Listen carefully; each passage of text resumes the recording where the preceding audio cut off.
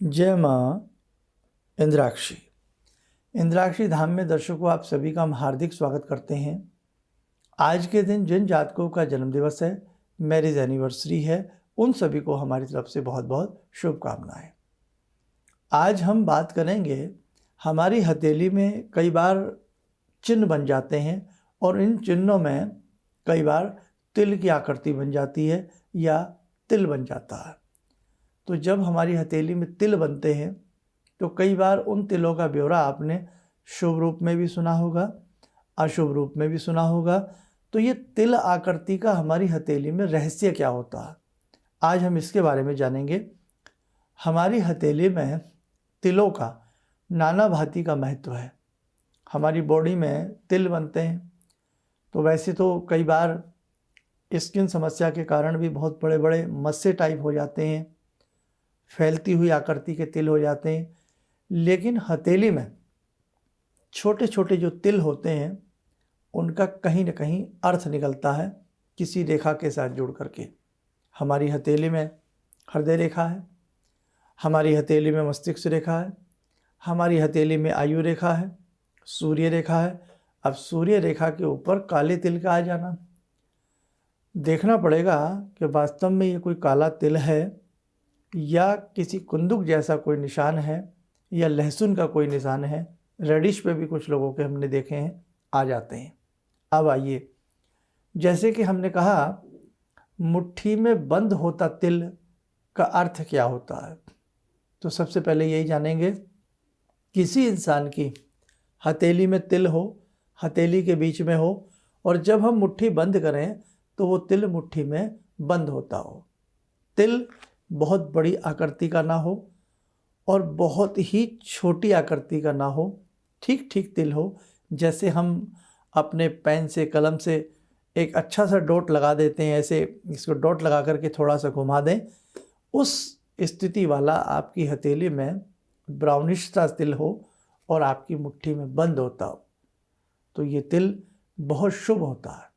और यही तिल आपकी हथेली में जो आपकी फेट लाइन है, भाग्य रेखा है, भाग्य रेखा को ये तिल स्पर्श करता हो या भाग्य रेखा के दाहिनी तरफ हो तो और भी अति उत्तम इसका फल, जो शास्त्र में इसका फल और भी अच्छा आता है। कैसे? धन की बढ़ोतरी को कराने वाला, शुभ जीवन की स्थिति को उत्पन्न करने वाला ये तिल होता है। हमने देखा है कि सूर्य रेखा, ये सूर्य रेखा होती है आपके रिंग फिंगर के नीचे, इसको सन माउंट भी कहते हैं। हालांकि सन माउंट के ऊपर ये तिल इतना अच्छा नहीं होता, लेकिन आपके सन माउंट को यदि हम छोड़ दें, आपके जुपिटर माउंट पर हम आ जाएं, आपके सैटर्न माउंट की हम बात करें, आपके मरकरी माउंट की हम बात करें या आपके मून माउंट की बात करें, तो मून माउंट पे भी इतना अच्छा नहीं माना जाता। हालांकि ये तिल ज़्यादातर लोगों के मून माउंट के ऊपर पाया जाता है, तो हम मून माउंट की ज़्यादा अच्छी इसकी गणना नहीं कर सकते, लेकिन आपके जुपिटर की, गुरु पर्वत की, आपके शनि पर्वत की और आपके बुध पर्वत की, इन तीन स्थितियों में ये तिल या फिर आपके शनि के किसी रेखा के ऊपर, शनि रेखा के ऊपर स्पर्श करता हुआ दाहिनी तरफ या बंद मुट्ठी में होता हुआ तिल हमेशा अच्छा फल देगा। बस ये देखा जाएगा वो तिल भी किसी चिन्ह के अंदर ना हो। कई बार तिल बना है और हमारी हथेली में छोटी छोटी शैल होती हैं, हमारी हथेली में छोटी छोटी कोठरियाँ बनी होती हैं। अगर किसी कोठरी के भीतर वो तिल है, उसका अर्थ थोड़ा बदल जाएगा। ट्रायंगल की आकृति होती है, त्रिभुज की, त्रिभुज के अंदर वो तिल है, अर्थ बदल जाएगा। चतुर्भुज के अंदर वो तिल है, अर्थ बदल जाएगा। अपनी स्थिति से और बड़ा चौड़ा वो तिल है, अर्थ बदल जाएगा। अब आप कहेंगे ये तो बड़ी बारीक बारीक बातें हैं। हाँ, बिल्कुल हैं। भाग्य को नापने का पैमाना क्या सरल हो सकता है? भाग्य को मापने की इकाई क्या छोटी हो सकती है? जीवन में जीवन का गणित बहुत बड़ा है।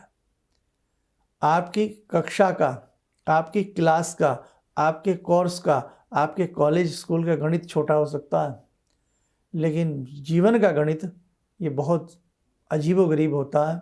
कई बार इस गणित के पूरे जोड़ तोड़ में ही ज़िंदगी निकल जाती है, लेकिन जीवन का हिसाब सही नहीं आ पाता। भाग्य की बात है कुछ लोगों का जीवन बहुत हिसाब से वो व्यक्ति जीवन को जीते हैं और कुछ लोगों का जीवन बेहिसाब हो जाता है। इतने दुख प्राप्त होते हैं, इतना गम प्राप्त होता है, सारी की सारी खुशियाँ मानो माइनस में चली जाती हैं और जीवन का गणित निष्फल हो जाता है।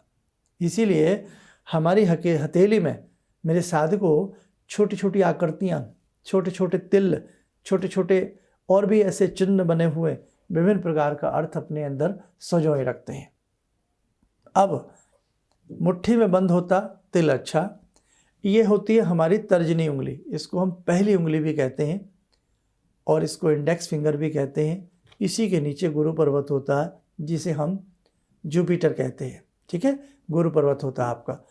अगर तर्जनी उंगली के मध्य पर्व पर, ये पर्व होते हैं, पर्व मतलब खाने, इन्हें पोरे भी कहते हैं देसी भाषा में।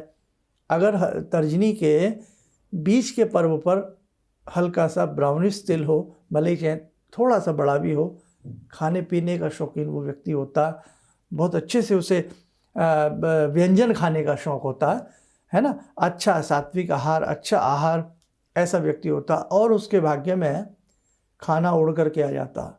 वैसे तो दाने दाने पर खाने वाले का नाम लिखा होता है, लेकिन कई बार वो लिखे दाने थोड़ा लेट मिलते हैं, टाइम पर नहीं मिलते हैं। तो जिसकी हथेली में ये तिल होगा, कहीं ना कहीं हमने देखा है अच्छा व्यंजन उसे प्राप्त होगा। मध्यमा पर कहीं तिल होगा तो ये मध्यमा का तिल कृपणता का सूचक है, कंजूसी का सूचक है। आपकी रिंग फिंगर के ऊपर ये तिल होगा, अनामिका उंगली जिसे कहते हैं, रवि की उंगली जिसे कहते हैं, तो इसके ऊपर जब होगा तो ये भाग्य उसका थोड़ा देर से चलेगा। कोई भी काम होगा लेकिन अटक करके, रुक करके, देरी के साथ होगा। आपकी आती है अब लिटिल फिंगर, सबसे छोटी उंगली। सबसे छोटी उंगली के ऊपर जो तिल होगा वो कहीं ना कहीं शरीर उस व्यक्ति का नाजुक रहेगा, छुई मुई रहेगा। थोड़ी सी ठंड लग गई, उसको बुखार हो गया, थोड़ी और ठंड लग गई, गले में खराबी आ गई, वीकनेस आ गई। तो ये स्थितियाँ अलग अलग तिलों की होती हैं। चंद्रमा, ये आपका मून माउंट है, चंद्रमा के ऊपर यदि तिल होगा तो ये शौकीन मिजाजी वो व्यक्ति होगा, वो व्यक्ति रुमानी होगा, वो व्यक्ति घुमाकड़ होगा, जिप्सी होगा, वो व्यक्ति रोमांटिक होगा, उसके ख्यालात, उसकी सोच कुछ शायराना अंदाज में होगी। ये इसका हमने देखा। मंगल के ऊपर तिल होगा, ये आपका मंगल ए है, यहाँ मंगल बी होता है, मंगल के थोड़ा नीचे आपका विनस होता है, शुक्र होता है। शुक्र के ऊपर, शुक्र नीचे, मंगल ऊपर। मंगल के ऊपर तिल होगा, जमीन जायदाद बनेगी लेकिन रुकावटों के साथ। शुक्र के ऊपर तिल होगा तो कहीं ना कहीं कमीशन से उसके पास अच्छा धन आएगा। बहुत सारी बातें हैं, छोटा सा तिल लेकिन अपने आप में बहुत बातें समेटे हुए हैं। कहने का भाव, बस आप इन तिलों को देख करके या हथेली के किसी और चिन्ह को देख करके या कुंडली के किसी योग और ग्रहों को देख करके आप विचलित मत हुआ करें, क्योंकि जब तक पूर्ण जानकारी नहीं होगी आपको घबराना नहीं चाहिए। तभी तो कहते हैं डेट ऑफ बर्थ हो ना हो, जन्म समय हो ना हो, आपके जीवन में अगर कुछ ऐसी तकलीफ़ें हैं, किसी मर्मज्ञ को अपना हाथ दिखावें और अपने जीवन की वो तकलीफ़ें जो हैं वो उनका क्या निदान हो सकता है बहुत अच्छे से आप लोग जान सकते हैं। आइए मेरे साधकों, समय हो चला आज की ध्यानमाला का। आज की ध्यानमाला में जुड़ते हैं भगवान शिव से।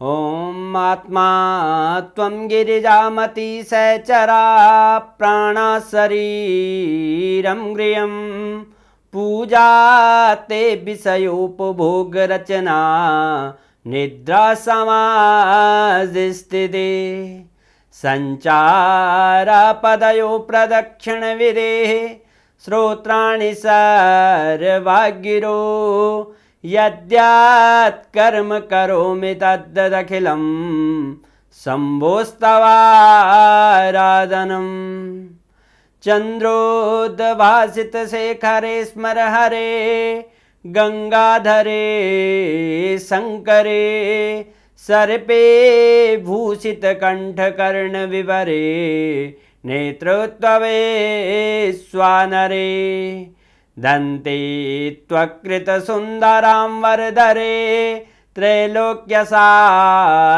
हरे मोक्षार्तिं कुरु चित्तवृत्तमचलं मन्येस्तु किं कर्म वे वन्दे देव उमापतिं सुरगुरुं वन्दे जगत्कारणं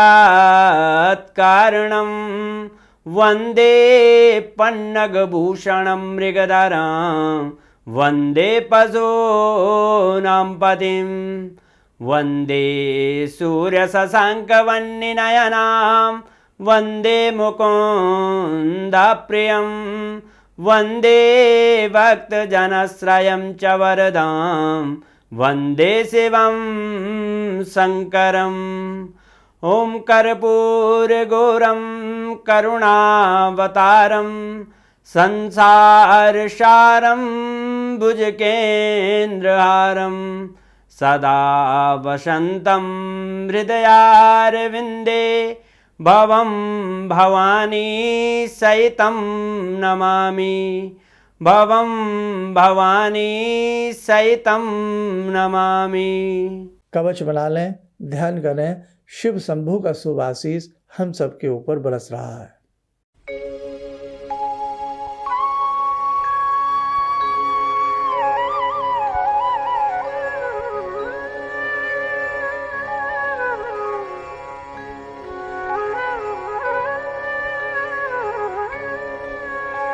ओम बोलते हुए नेत्र खोलें, सामान्य हो जाए। बहुत लोगों में आज भी ऐसा है जिनके पास पत्रिकाएं नहीं हैं और उनका मन होता है कि हम अपने भाग्य को कैसे जानें, हम अपने जीवन में चल रही इन तकलीफ़ों को, समस्याओं को हम कैसे दूर करें। तो अपना हाथ दिखा करके बहुत अच्छा एक तरीका है कि हम सामुद्रिक विज्ञान भी इसको कहते हैं, तो हम सामुद्रिक विज्ञान का अपने जीवन में बहुत अच्छे से लाभ उठा सकते हैं। आप स्वस्थ रहें, सुखी रहें, इन्हीं शुभकामनाओं के साथ हम अपनी वाणी को विराम देते हैं। जय माँ इंद्राक्षी। गुरु जी से मैं तब से जुड़ा हूँ जब से वो एक चैनल आती थी P7, उसी से मैं जुड़ा हुआ था। और गुरुदेव से हमारी जब मुलाकात हुई तो मैं आश्चर्यचकित रह गया जब उन्होंने हमसे बताया कि आपके साथ ऐसे ऐसे हुई।